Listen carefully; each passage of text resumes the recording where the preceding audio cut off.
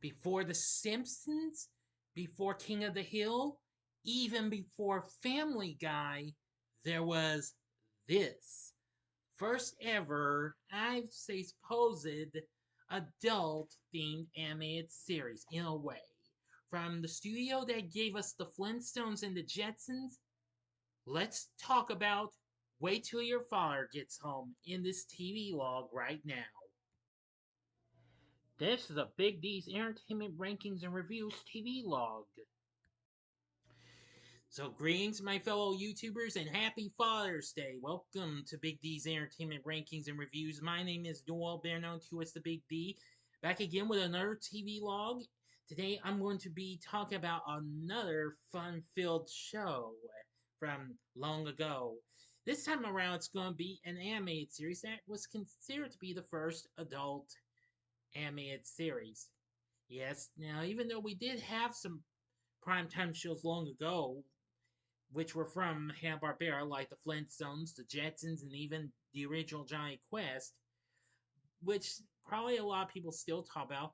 But there's this one show they did, and as I've said, it was considered to be the actual first adult animated sitcom. And I've been wanting to talk about this for some time since it celebrated its 50th anniversary back in 1972 and never did get up to it. But now I'm finally going to knock this one right out of the park for you. So here it is. You're about to hear a little story about the Boyle family in Wait Till Your Father Gets Home.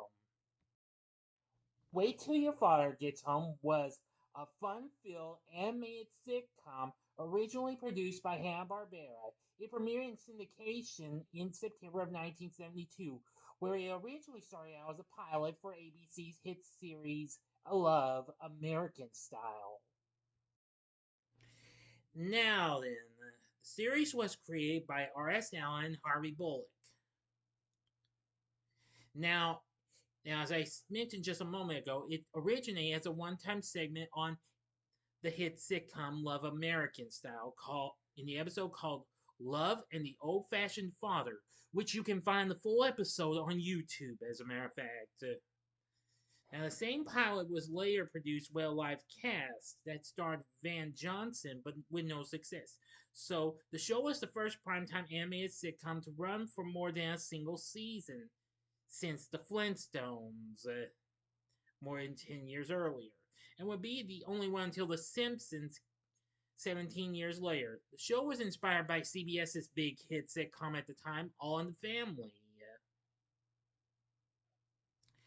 Now, and the show features Harry Boyle, along with his wife Irma, their teenage daughter Alice, their oldest son Chet, and young son Jamie, whom unfortunately was not in the actual pilot episode. Harry is a restaurant supply wholesaler and often butts heads with most of his family about the social issues of the day. Now, contrasting that is Harry's neighbor and friend Ralph Kane, a paranoid, right-wing militia fanatic whose extreme opinions and often dangerous actions Harry can barely tolerate as much as his kids' ideas. And I gotta tell you, this guy's really funny. Anyway, like many animated series created by Hanna-Barbera in the 70s, the show contained a laugh track created by the studio. Now, for this show, the studio added a third belly laugh to add a little more variety. The only TV series made by the studio to have this added laugh. In addition, the laugh track was also slowed considerably. Anyway, yeah, I have to say this was really funny. Now, the show ran for 3 seasons overall and ended in October of 1974 after a total of 48 episodes were produced and aired. Now, I must admit, this show was absolutely funny. I never knew this show existed until Cartoon Network came along, and I saw a little bit of it, even though they aired it on late nights. And when I saw this, I must say this show was absolutely very, very funny. Now, this had a pretty good set of voices and what have you.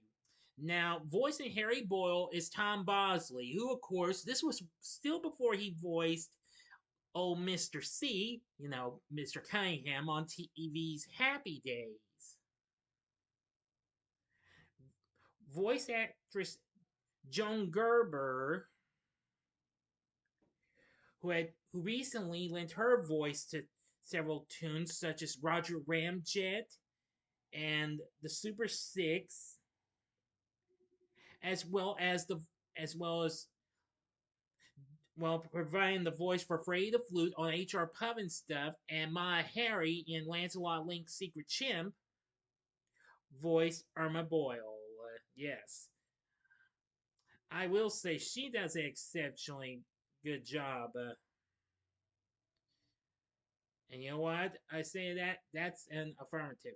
She'd also go on to lend her voice to other tunes like the Barclays, the new Scooby Doo Mysteries, the Hound Cats. Oh yeah, she even voiced Edith Zuckerman and Henry Fussy's mother in Charlotte's Web, which was released the following year. And she also voiced the animated Shirley Partridge in Partridge Family 2200 AD. And she also did, oh man, the list could go on and on. She would also she would voice um Irona the maid, the robot maid, and Miss Regina Rich on Richie Rich. Oh boy. Now, then, voicing Alice Boyle, the teenage daughter who is pretty chubby, is Christina Holland, whom we sadly lost last February. And of course, she would she recently lent her voice to April Stewart for the studio's recent mystery series, The Funky Phantom, which was released the previous year. And she had recently appeared on The Courtship of Eddie's Father with Bill Bixby. And the next year after this, she would go on to she'd voice Stephanie on Butch Cassidy and the Sundance Kids. Now, two guys voiced Chet, David Hayward, who I'm not too familiar with, and the other was Lee Weinrib, who of course would later go on to voice Inch High Private Eye and be the original voice of Scrappy Doo. He had recently done the voice for H.R. Stuff and other characters, and he also voiced Commissioner Gordon and several of the Rogues Gallery of Foes on the New Adventures of Batman. And Jamie Boyle had two different voice actors. Those include Jackie Earle Haley, who would later go on to play Rorschach in Watchmen and Freddy Krueger in Samuel Bayer's Nightmare on Elm Street remake. And the other being Willie Ames. Just before A Is Enough premiered, of course, he would also appear on Charles in Charge as well. I'll be talking about that later on this year, as well as also lend his voice to the Dungeons and Dragons cartoon. And Ralph Kane is voiced by Jack Burns, who has appeared in with all sorts of funny characters, funny people, including Avery Schreiber, George Carlin. He was also known for a short stint as Barney's replacement, Warren Ferguson, on the Andy Griffith Show in '65. And he also transitioned to work behind the camera as a writer producer for shows like Hee Haw and The Muppet Show. The show also included well-known veteran Hanna-Barbera voice actors including Dallas Butler, Don Masick, and John Stevenson in minor roles. There would also be guest stars lending their voices. Now, a couple of them were uncredited, though. Those included Casey Kasem, who, of course, was already well known for voicing Shaggy on Scooby Doo, and Robin in the Batman cartoon, and then Super Friends. And Pat Maria, who also would go on to appear in the early seasons of Happy Days as Al. There would also be other well known guest stars, including Don Adams, Phyllis Diller, both of which did appear on the new Scooby-Doo movies. And same thing with Don Knotts. Monty Hall, host of Let's Make a Deal. Alan Melvin, who also appeared on All in the Family, but he also as Sam the Butcher on the Brady Bunch, and he recently voiced Magilla Gorilla as well. Joe E. Ross, who recently voiced Botch on Help It's the Hair Bear Bunch, and also would go on to voice Sarge on Hong Kong Phooey, and also appear on other TV shows. Well, most notably the cult classic Car 54, Where Are You? Jonathan Winters was one. He also appeared on the new Scooby-Doo movies.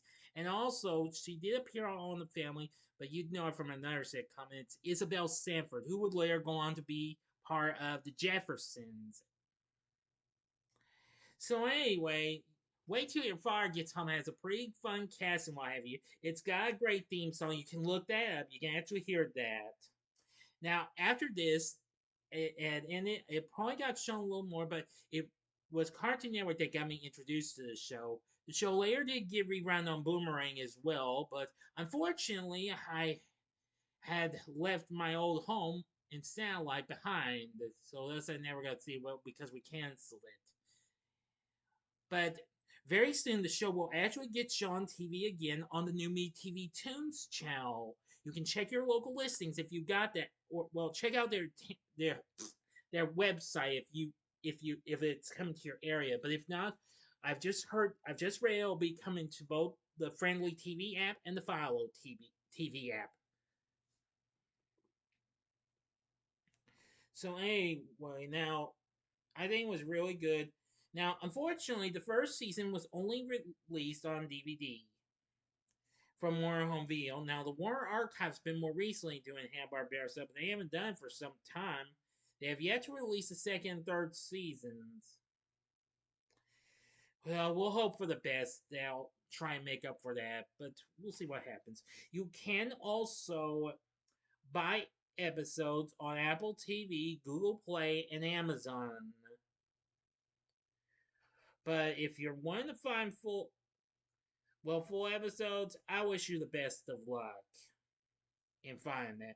But as I've said already, you can find the pilot episode from Love American Style on YouTube, though.